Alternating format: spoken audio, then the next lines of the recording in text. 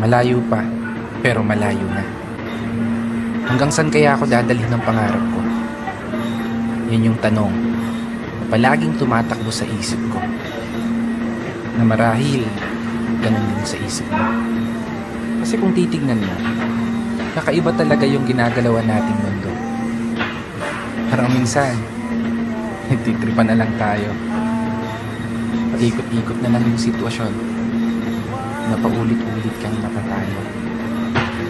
Oo, minsan may araw na panalo ka, pero mas madalas pa rin yung nadedehado. May oras na gunong-gulo yung isip mo. May panahon naman na pumapabor sa gusto. Ganito siguro talaga yung ibig sabihin ng buhay. Hindi perpekto ang tempo at lahat nakaayon lamang sa tiyempo. Pero kahit ganon, dapat magpasalamat pa rin tayo. Kasi isipin mo naman, sa likod ng napakaraming beses na pagkatalo mo, eto ka pa rin, mananatiling nakatayo, sinusubukang ipanalo.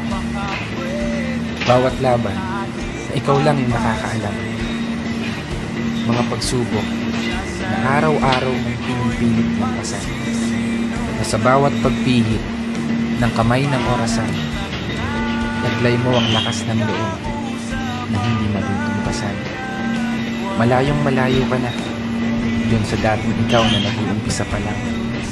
Ibang iba na yung katayuan mo ngayon, di gaya ng nakaraan. Mas matapang ka na, mas matatag ka na, mas kaya mo nang harapin ng mga problema kahit nag-iisa ka. May napatunayan ka na, may naipundar ka na rin kahit papano.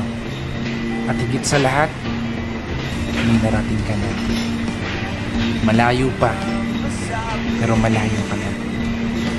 Kaya ituloy mo lang ang paglalakbay hanggang sa marating mo yung dulo.